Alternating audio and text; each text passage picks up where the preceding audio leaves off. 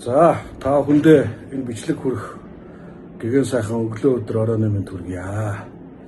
За одоо сүүлийн өдрүүдэд болж байгаа үйл явдлын талаар за мөн одоо манай шүглүүлэгч Уланбаяр гэж энэ залуутай уулзж байна. За Уланбаяр маань сая өнгөрөгч 2026 оны 3 сарын 29-ний өдөр өөрийн одоо цахим хуудасаараа дамжуулж шүглүүлээсэ. За энэ шүглүүлэх ямар асуудал болсон бэ гэвэл миний анх одоо гаргаж ирж тавьж исэн Хуулзуу дотоод хэргийн яамнаас 7 тэрбум 965 сая төгрөгийн ийм бусдад давуу байдал олгоцсон асуудлаар шүглүүлэхэд тухайн одоо үйл явдлын гэрчээр би одоо байсан гэж ингэж шүглүүлсэн байгаа. Тэгэхээр өдрийн мэнд хүргэе. За өөрийгөө ихлэ танилцуулаач. Дээр нь энэ MGL корпорац нямжуу захиралтай одоо ямар харилцаа хамааралтай энэ талаар бас нэг товч өгөө тодорхой. За яг энэ Батбаяр хөл гэдэг хүний нийгэм янз янзын мэдээлэлээр тийм байсан байж болзошгүй, ийм байсан байж болзошгүй гэдэг олон гүтгэлийн шинжилгээтэй мэдээлэл тараалаа шүү дээ. Энэ үржин сайд буснаас хойш. Яг энэ үед би бол байн хараад одоо энэ хүний шүтрэг үнэний одоо тэмдэг хоолой болсон хүн биш гэдгийг мэдхүүчээс миний байнга инээдгүүрээр хүндээс харж ирсэн л та.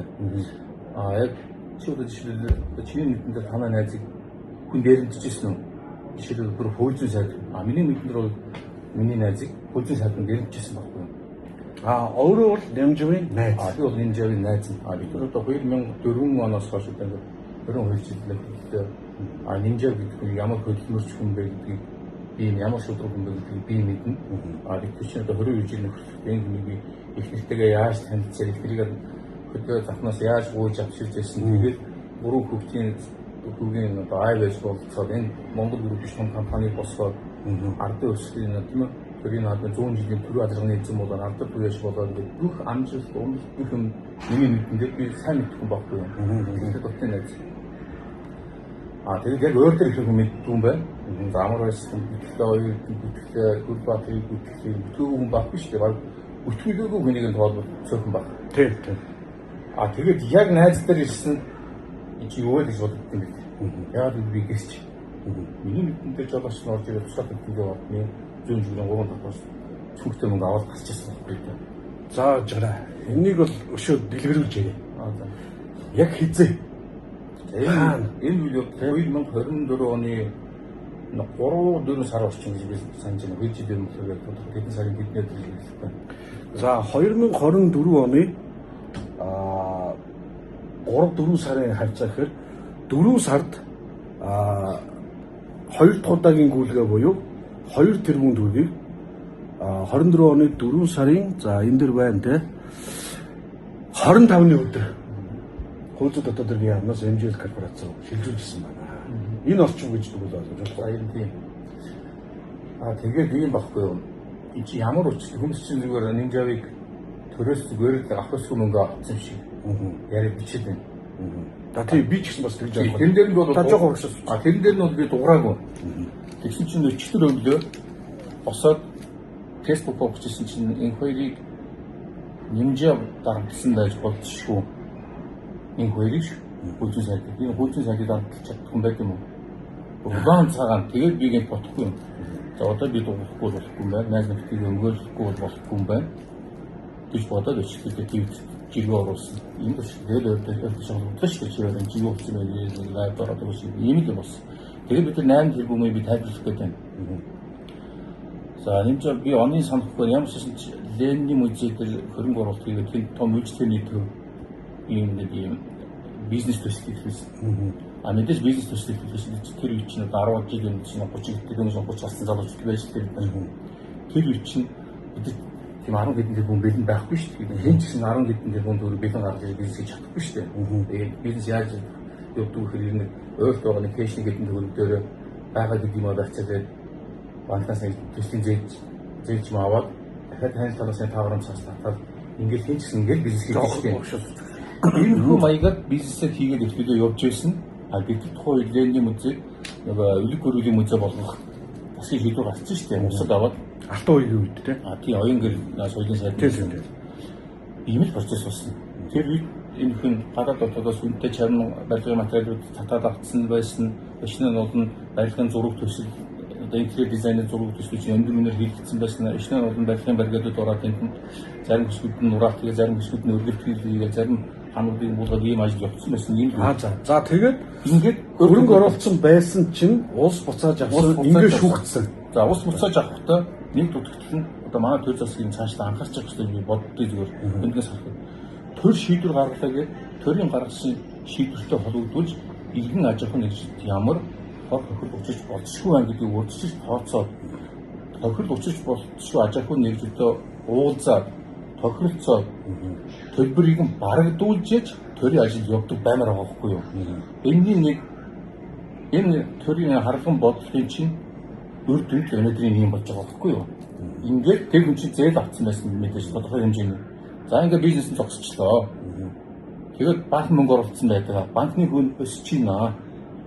Тэр мөнгө авахын тулд шүүхт хандчиж одоо 10 хэдэн жил болж арай гэж шүүхээс нөгөө мөнгө авах болсон чинь хуучин сайдын тэн дээр иймэрхүү маягийн одоо мөнгө төлбөр авах гэж тааж байгаа нэг Монгол зөндөө байдаг тийм. Тэгээд ер нь бол чи надад мөнгө өгөхгүй бол наадах 10 хэдэн жил ажил авч чадахгүй шүү гэдгийг дарамт үзсэн байна гэж буй ойлгоод байгаа байхгүй юу? Тэр хүмүүс болохоор энэ чинь өөртөө давуу байдал бий болгоод энэ хоёрт мөнгө өгөөд баг нэг нь айлгуул өгсөн, нэг нь айлгуул авсан юм гээд янз янзын коммент хүмүүс надад бичээд ингээд үү. Энэ бол ерөөсөө тийм байхгүй. Ямар тэмдэг хүнд айлгуул өгөөд аваад ийм үед хийж явахтай хийж байхгүй. Тэний бүгдийг гэрч гэхээр за одоо ингээд юу байна? Тусгаар тогтнолын ордны зүүн жигүүрийн 3 давхар гэсэн тийм. За тэгэхээр тэнд яах нь манай энэ нэмжуугаан офис одоо байдаг бахан тийм үү? Тэгээд за тэнд ингээд энэ мөнгөө аваачаад байлгаж ятал яасан бах уу? Одоо хүн ирж ингээд мөнгө авах гэж байгаа учраас өөрөө чинь байгаад өгөөч гэж хэлсэн юм уу? Юу гэсэн юм бэ? Нэмжээ намайг гэсэн. Миний шүүхрээд нэг үйл явдал болох гэсэн байдаг. Яагаад яасан гэсэн чинь. Шинж мөнгө авахын тулд авахгүй юм байдаг. Тодорхой хэмжээний мөнгө авах гэж авахгүй байдалд ороод байна. Гэдэг юм байсан. Тэгээд надад яхаар ч өгөх гэсэн чинь чиний авах ёстой мөнгө гэж гэсэн чинь. Үгүй ингэхгүй бол намайг чи 10 хэдэн жил бараг надад авч чадахгүй шүү гэдэг дарамт зүйлийг байна. Ингэхгүй бол намайг дээр миний мөнгө гаргаж өгөх гацаагаад байна гэдэг юм байсан. Тэр минь дарамт. Өчигдөр надад битгий өгөх гэсэн чинь би авч чадахгүй. Намайг нэг тийм дарамтанд оруулж байна. Миний хүчний гэж болоод байж гэсэн. Тэгээд би өтөч нь олон жил нөхөрч үзэж би мэдчихэж ш. За энэ бол үнэхээр дарамтанд орсон байгаа учраас намайг эзэн нэгэн цагт шударгаас шүүлээ гэж намайг илчээр байлгаж байгаа юм байна. Тэгэхгүй ажлын нөгөө авааны зүгээр 2 хувийн хооронд өсөж энэ муу нүстэй. Гэж үдэхгүй байна. За тэгэхээр миний одоо миний ингээ харах үнцэг бол нямжиг бол хохирогч юм байна. Дарамтанд орсон байна гэж. Тэгэхгүй яах вэ? Ийм хохирогч Монгол зөндөө байна шүү дээ. Төр нэг үйлээс баян зогсооч дээрчдэг. Шүүгдчих арай гэж 10 хэдэн жилийн дараа шүүгэн шийдвэр гаргахаар мөнгө авч авъя гэхээр чи надад одоо мөнгө өгөө хуучин сайдын дарамт гэхгүй л чи авч чадахгүй шүү гэдэг чинь дарамт мөн үстэй. За ингээд ийм үйл явдал боллоо. Хин очиж тэр мөнгийг авсан хэдэн төгрөг авсан? За маш том цөм. Спорт цөм. Энэ бол нэг удаагийн бүлгийн дээрээс гарч байгаа шүү дээ. Чи 2-3 удаагийн бүлэг болгон дээрээс нь төдий хэмжээний мөнгө авсан баг. Би мөнгөнийг мэдэхгүй. Маш том цөмтэй мөнгийг жолооч нь дээр тэмээнээс тэмдэлтэй хараад хинч хараа одоо ч гэсэн би тань маш өндөр маш том биетэй тийм залуу болж ирээд тэр хүнд том цөмтэй мөнгийг зүгээр нэг толтой талбарыг гарч байгаа юм шиг ингээд бариад бас энэ юм бэ гэсэн чинь жолооч нь өөрөө доорцсон жолооч нь гэдэг. За тэгээд таны одоо Twitter дээр хэлж байгаа мөнгө дутуу байна гэж эргэж дарлсан гэж тэр юу гэсэн үг вэ? Тэгээд уг нь өөрөө доор ирсэн байна гэж яриад жолоочоо явуулаад авах гэсэн тэр хооронд чинь 5 минутын зай байгаа ш. Яндар доошоо боохоо. Тэр хооронд 100 сая төгсчих юм уу? Бүүмэд ямар ч 100 сая гэдэг та бүр тоотоо хэлж шүү дээ. 100 сая дутуу байна гэдэг 2-3 хоногийн дараа хэлж утсаад дахиж мөнгө нэж тавьсан. Хамгийн өвөөгөн энэ хэлсэн бүр амар агуулсан чинь харилцаж биш үү? Хуучин сайд ийм харилцаж биш үү? Тэгээд тэгээд одоо За ингээд мөнгө дутуу байна гэхээр одоо яах вэ? Дахиад өгөх үү? Тэнд нөгөөгүй би битгөө гэсэн. Үгс өгөөч. Тийм харьцаж шимж байж болохгүй шүү дээ. Нийгэм хөдөлмөр эрхлэл бизнес хийдэг. Нэг нь болохоор дарамт төлөвч дээрэндээ тэгээд дутуу байна гэдэг дахиад нэгээд авах гэдэг нь арай өгөөгүй зүйл. За өнөөдөр бидний одоо ингээд мэдэх хэмжээ, ярих хэмжээ бол энэ түрээд ингээд дуусах юм байна. За энэ бусад цаашид одоо ямар үйл явдал болох вэ? Цаашид яах вэ гэхээр энэ хууль хяналтын байгууллагууд шалгаж тогтоох асуудал байгаа юм байна. Мөн үү? Одоо тогтоох хэрэгтэй шүү дээ. Бид мэдээлэл дээр нь яах вэ гэхээр тухайн одоо үеийн бизнес өнөөдөр ч гэсэн MGL корпорац гэдэг байгаа л билгүй. Үйл ажиллагаа явж л байгаа билгүй. Тэр байгууллагыг буцаад хохирлгүй болгох асуудал ярих нь шүү. Энэ хоёр мөнгө буцааж явах хэрэгтэй шүү дээ. Өгөх ёстой юм тийм үү? Энэ хүн ямар хөдөлмөр хийсэн юм? Нэмжил бол 10 хэдэн жил 20 хэдэн жил бизнес эрхийг зовж авсан мөнгө шүүдэд гэж байна. Тэгээд нэг бизнес босхгүй явж явахт нь төрн гацаачдаг. Тэр объектын дээрэмдэд авчдаг. Хохирлоо төлдөггүй. За тухайн үеийн бичлэг камерын одоо дүрс дуу зураг тэр юмуд байгаа юм. Байгаа шүү дээ. Байгаа юм тийм. За баярлалаа. Би тэгээд нэг бас хэлмээр санагдав. Юу юм бэ гэхээр би зүгээр нэг нэмжээг өмөрөд өнгөрөх ийм асуудлаас илүү энэ энэ хоёр гэдэг нь ямар их хор хөнөөлтөг юм бэ? Өчигдөр манай намын бах хурал боллоо. За бах хуралдаар бол нэмд орж байгаа би яг одоохондоо бах хурал зугаагүй учраас би хөндлөнгөөс ажлын мэдээлэлээс харж штеп. Тэгэхэд бол нэмд орж байгаа Содбаатар дараагаас болж нам ингээд хоёр удаа асуулт асуултаа Содбаатар дараагаас тийм хэлсэн байх шиг байна лээ. Зүгээр би бодохдоо намын гинсээр намаа авах яваагүй байх. Энэ хоёр гэдэг нь гамны шатар даргаыг Содбаатар ерөнхий найрам шиг даргаыг намын дарга учрал энэ хүмүүсийг буруу мэдээлэл хангаж энэ хүн алдсан юм аа. Тэр чандралцсан юм аа. За энэ эрдний хүүхдүүд нэгдсэн юм аа гэдэг ийм дандаа өтгөлгийн шинжтэй. Тэр бүр нүүрсний хулгай тассан зогсоогоор нүүрсийг биелжээр зардаг болгоод хулгай тассан зогсоосыг нэгшүүлж хэлж байна. Тий, одоо чимдийн хурлаа. Чимдийн хурлаа гих мэд ийм олон замбраагүй бүтэглэг яриад энэс мож манай нам яасан хавраад өвчнөө зөнjig жил дамсан боллоо шүү. Хууль засгаан болоо. Хууль их хурлын дараа өгцрууллаа. Маргааны үндсэн үеийн цэстэр оч үндсэн үеийн цэст миний харж байгаа хууль шийдвэр гаргасан. Байнгын шийдвэрийг авч хэлсэн. Тэгээ болгоомжтой яг тэр сэкэнд хэлэх болгосон. Энэ болт юм уу?